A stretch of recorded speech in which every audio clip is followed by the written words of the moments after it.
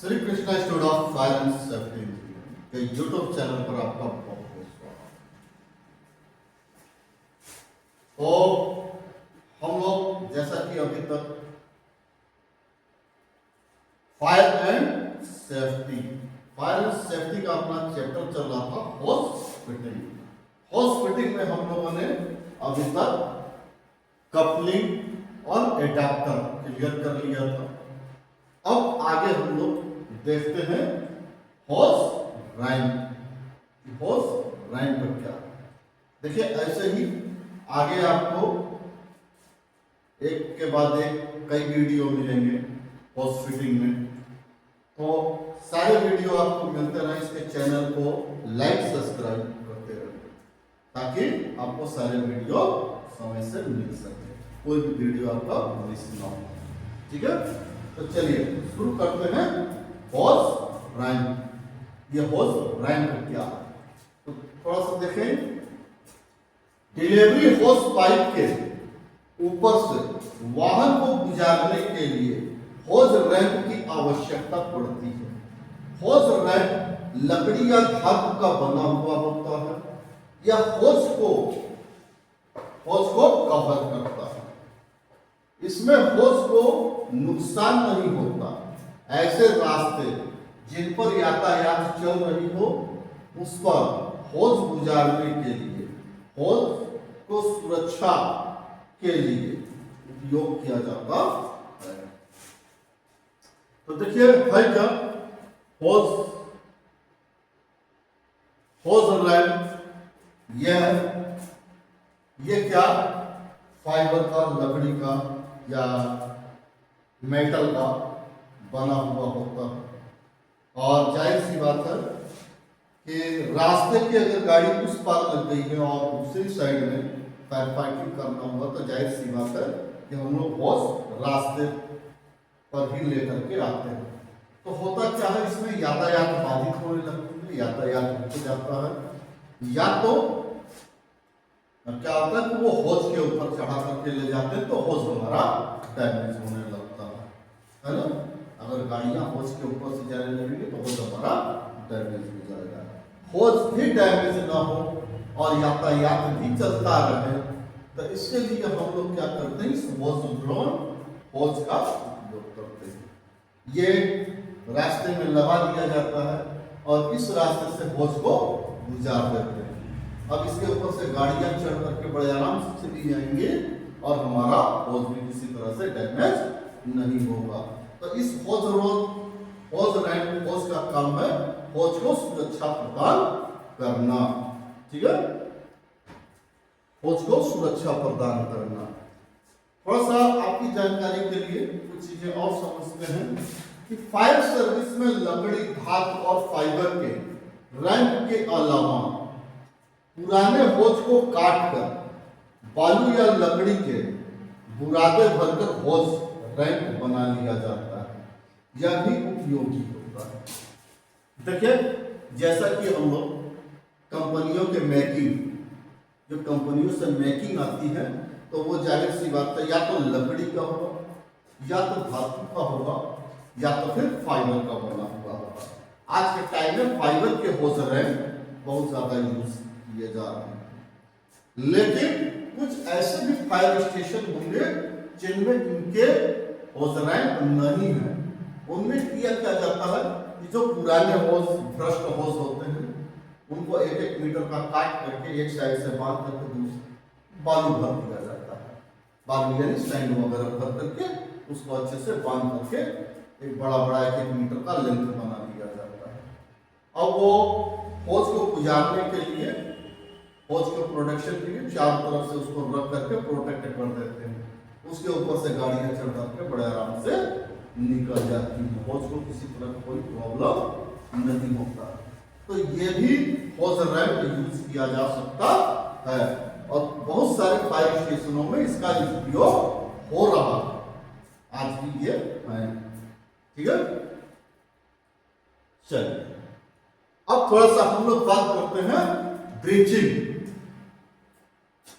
अगला इक्विपमेंट है हमारा ब्रीचिंग। तो ब्रीचिंग के बारे में बात करते हैं। तो दो होल्स की लाइन को जोड़कर एक लाइन बनाना या एक लाइन से दो लाइन बनाने के लिए ब्रिजिंग का उपयोग करते हैं। देखिए फायर फाइटिंग में कभी कभी अपने पास ऐसा सिचुएशन आ जाता है जिससे प्रेशर कम पहुंच रहा हो, दो गाड़ियों का प्रेशर एक ही लाइन में डालना हो या दो हाइड्रेंट का प्रेशर एक ही लाइन में डालना हो, तो उसके लिए हम लोग ब्रिजिंग का उपयोग करते हैं। या कभी कभी हमारे पास ऐसा सिचुएशन आ जाता है कि हमको दो साइड में फायर फाइटिंग करने की जरूरत पड़ती है, तो एक लाइन से दो लाइन बनाने के लिए भी हम लोग ब्रिजिंग का इस्तेमाल करते हैं। ठीक है, तो यही चीज है अपना ब्रिजिंग। अब बात कर लेते हैं कि टाइप ऑफ ब्रिजिंग, है ना, यानी ब्रिजिंग कितने प्रकार के होते हैं। तो ब्रिजिंग जो है वो दो प्रकार के होते हैं। एक होता है कलेक्टिंग ब्रिजिंग और दूसरा होता है डिवाइडिंग ब्रिजिंग। कलेक्टिंग यानी कलेक्ट करना, इकट्ठा करने वाला ब्रिजिंग, और दूसरा होता है डिवाइडिंग ब्रिजिंग यानी बांटने वाला, डिवाइड करने वाला ब्रिजिंग, है ना। तो इन दोनों ब्रिजिंग के बारे में समझते हैं। तो पहला है कलेक्टिंग ब्रिजिंग। कलेक्टिंग ब्रिजिंग धातु का अंग्रेजी के वाई अक्षर के आकार का होता है। इसका उपयोग दो लाइन से एक लाइन बनाने के लिए किया जाता है। इसमें दो मेल कपलिंग और एक फीमेल कपलिंग लगी होती है। ठीक है, सिंपल सी बात समझिए। कलेक्टिंग ब्रिजिंग, कलेक्टिंग ब्रिजिंग जैसा आपको बोले कलेक्ट करना, कलेक्ट करना यानी दो लाइन से एक लाइन बनाना।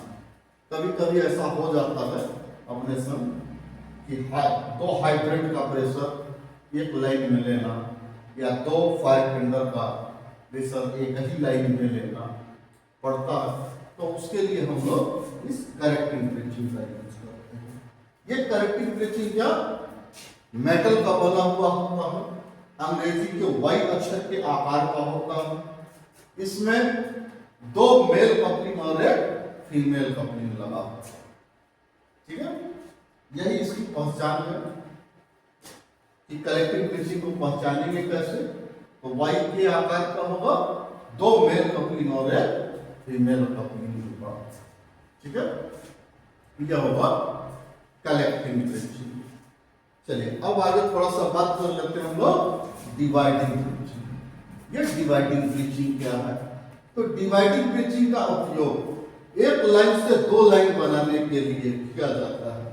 ये धातु के अंग्रेजी के वाई अक्षर के आकार का होता है। इसमें दो फीमेल कपलिंग और एक मेल कपलिंग लगी होती है। तो क्या बोलेंगे डिवाइडिंग, बांटना, है ना। सिंपल सी बात समझिए, एक लाइन से दो लाइन बनाना, एक लाइन को दो लाइन में बांटना यानी डिवाइड करना, उसको बोलते हैं डिवाइडिंग ब्रिजिंग, है ना। ये भी क्या धातु का बना हुआ होगा और अंग्रेजी के वाई अक्षर के आकार का होगा। इसकी पहचान जो है इसके किया जाता है कि इसमें दो फीमेल कपलिंग और एक मेल कपलिंग होगा, दो फीमेल कपलिंग और एक मेल कपलिंग। ये भी वाई के अक्षर के आकार का बिल्कुल होगा।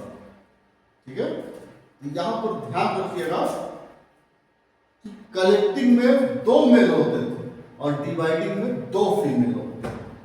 तो इतना शब्द भी याद रखेंगे तो इनकी पहचान आप अलग अलग कर लेंगे। ठीक है, थोड़ा सा डिवाइडिंग ब्रिजिंग में ही कुछ चीजें और समझते हैं। यह ब्रिजिंग नॉर्मल और कंट्रोल सुविधा वाला भी होता है। इसमें आवश्यकता अनुसार एक लाइन से एक लाइन को बंद भी किया जा सकता है। उसे कंट्रोल डिवाइडिंग ब्रिजिंग कहते हैं। देखिए कभी कभी सिचुएशन क्या आ जाता है हमारे सामने, जैसे हमने एक लाइन से दो लाइन बना लिया और दोनों ही लाइनों में फायर फाइटिंग स्टार्ट हो गई। सपोज करिए कि एक लाइन का काम खत्म हो गया, एक लाइन का काम खत्म हो गया और दूसरी लाइन का काम अभी चलना है, तो जाहिर सी बात है एक लाइन को अभी बंद करना पड़ेगा। तो उसके लिए ये डिवाइडिंग ब्रीचिंग यूज किया जाता है, जिसको बोलते हैं control dividing breaching. Control dividing breaching उसमें जाहिर सी बात है ये वाल्व लगे होते हैं।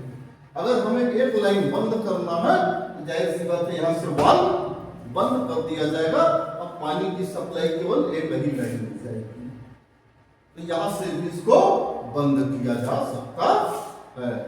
तो इस सिंपल सी बात समझिए, ये होता है आपका कंट्रोल डिवाइडिंग ब्रीचिंग। तो ये इतने आपके जो थे ब्रीचिंग, ठीक है। चलिए अब इसके बाद होस फिटिंग में और भी वीडियो पाने के लिए चैनल को लाइक सब्सक्राइब करते रहिए। और आज के लिए बस इतना ही। जय हिंद, जय श्री राम।